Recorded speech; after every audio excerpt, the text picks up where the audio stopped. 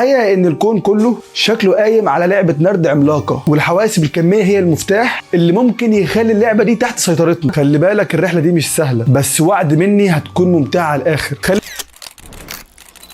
السلام عليكم ورحمة الله وبركاته، اهلا بكم في حلقة جديدة من برنامج الخشت. في مرة يا نجم كنت قاعد بتفرج على فيلم خيال علمي، وفجأة سمعت جملة غريبة جدا: الحواسب الكمية ستغير العالم. وقتها ضحكت وقلت يا جدعان دي حاجات من افلام الفضاء اللي بيطلع فيها روبوتات وبتتكلم. بس المفاجأة الكبيرة ان الحواسب الكمية مش خيال علمي، ده واقع فعلي وبتتطور قدام عينينا بسرعة تخوف. والاغرب من كده بقى ان حتى العباقرة اللي اخترعوا نظريات الكم كانوا مش فاهمينها تماما. لكن الحقيقة ان الكون كله شكله قايم على لعبة نرد عملاقة، والحواسب الكمية هي المفتاح اللي ممكن يخلي اللعبة دي تحت سيطرتنا. فايه بقى نجم الحواسب الكمية ديت، وليه هي مهمة للدرجة دي، وهل فعلا ممكن تغير حياتنا؟ خلي بالك الرحلة دي مش سهلة، بس وعد مني هتكون ممتعة على الاخر. خليني ارجع معاك لاصل كل حاجة في الكمبيوتر. الكمبيوتر العادي بيشتغل بلغة بسيطة جدا، وهي يا صفر يا واحد. تخيل كان الكمبيوتر بيعمل كل العمليات المعقدة اللي بتشوفها على الشاشة عن طريق توصيلات صغيرة يا بتولع يا بتطفي. دي فكرة اسمها البت، اصغر وحدة تخزين معلومات. طب لحد هنا الامور ماشية تمام، بس المشكلة لما بدأت البيانات تكتر والمسائل الحسابية تعقد، هنا ظهر السؤال: ليه الكمبيوتر ما يقدرش يسحب حاجتين في نفس الوقت؟ الإجابة كانت إيه بقى؟ ولا حاجة، لأن البت يا مولع يا مطفي، مفيش نص حل. لكن في عالم الكم الموضوع مختلف تماما. ظهرت وحدة جديدة اسمها الكيوبت. الكيوبت مش بس صفر أو واحد، لا ده ممكن يكون الاتنين مع بعض في نفس الوقت، وده بفضل ظاهرة اسمها التراكب الكمي. يعني تخيل لو عندك عملة معدنية، بدل ما تكون واقف على وش ملك أو كتابة، تكون متعلقة في الهواء، يعني وش ملك وكتابة مع بعض في نفس الوقت. دي قوة التراكب الكمي اللي بتخلي الحواسب الكمية أسرع بمراحل من أي كمبيوتر تاني. طب السؤال الطبيعي هنا: إزاي ده ممكن؟ العلماء بيقولوا ان الجسيمات في العالم الكمومي ما بتلتزمش بالقوانين اللي احنا فاهمينها. دي عوالم غريبة جدا فيها الاحتمالات مش مجرد صدفة، الاحتمالات هي الاساس. سنة 1935 اينشتاين كان قاعد مع اتنين من صحابه العلماء، بودلسكي وروزين. وقتها كانوا بيدرسوا ظاهرة غريبة جدا، الا وهي يا نجم التشابك الكمي. التشابك الكمي ببساطة بيحصل لما جزيئين يفضلوا مرتبطين ببعض لدرجة ان اي تغيير يحصل في واحد منهم التاني يتغير في نفس اللحظة، حتى لو كانوا على بعد ملايين الكيلومترات. اينشتاين وقتها كان قاعد مصدوم وقال لك دي حاجة مستحيلة وكمان حاجة تخوف، ووصفها بجملته الشهيرة: تصرفات شبحية عن بعد. سلام عليك يا اينشتاين. خواف اولاد اينشتاين ده. خليك ذكر كده لو اثبت يالا. مش عارف انا ايه الناس دي اللي تبقى دماغها كبيرة ومفيش قلب خالص يعني. المهم يا نجم، بل كمان بيستخدموه في تطبيقات حقيقية زي التشفير الكمي اللي مستحيل يتكسر. فهم التشابك الكمي هو اللي بيدي الحواسب الكمية قوتها الخارقة، لان التشابك بيخلي العمليات الحسابية تتم بالتوازي وبسرعة رهيبة. وفي التسعينات يا نجم علماء كانوا بيحاولوا يفهموا اذا كانت الحواسب الكمية مجرد فكرة علمية ولا ليها تطبيقات حقيقيه. وهنا ظهر البطل الاول، بيتر شور. في سنه 1994 شور اكتشف خوارزميه بتقدر تكسر اقوى انظمه التشفير في العالم. عارف يعني ايه؟ يعني كل البيانات المحميه ممكن تبقى مكشوفه لو استخدمنا الحواسب الكميه. بعدها جه العبقري الثاني لوف جروفر، اكتشف خوارزميه بتخلي البحث في قواعد البيانات اسرع بمراحل. الناس دي حرفيا فتحت باب لعصر جديد. طب دلوقتي ممكن تسالني سؤال وتقول لي يا خشت مثلا، لو الحواسب الكميه عظيمه كده ليه مش عندنا منها؟ هقول لك: لان التحديات كبيره جدا، هيكون ليها عدة مشاكل. أول مشكلة هي الضوضاء الكمية. الجزيئات الكمومية حساسة لأي تغير بسيط، حتى لو كان بسبب حرارة بسيطة أو حتى إن كان اهتزاز. وكمان الحواسب الكمية محتاجة درجات حرارة منخفضة جدا، منخفضة قريبة من الصفر المطلق، يعني سالب 273 درجة مئوية. يعني مش هتقدر تحط حاسوب كمي في الصالة عندك جنب الثلاجة. لكن العلماء شغالين على تحسين التكنولوجيا دي، وفي المستقبل ممكن نشوف حواسب كمية صغيرة ومتطورة. تخيل معايا لو الحواسب الكمية وصلت لبيوتنا، وقتها هنقدر نعالج أمراض مستعصية ونصمم أدوية جديدة وبسرعة، وكمان نحل مشاكل الطاقة. حتى التغير المناخي ممكن نلاقي ليه حلول أسرع. ده غير إن التواصل الأمن هيبقى مضمون بفضل التشفير الكمي اللي مستحيل يتكسر. العلماء بيقولوا إن الحواسب الكمية مش بس هتغير التكنولوجيا، دي هتغير مفهومنا عن العالم كله. في النهاية يا نجم لما نفكر في العلم بالأخص الحواسب الكمية، بنلاقي إننا بنتكلم عن أكتر من مجرد تكنولوجيا. بنتكلم عن محاولة لفهم الكون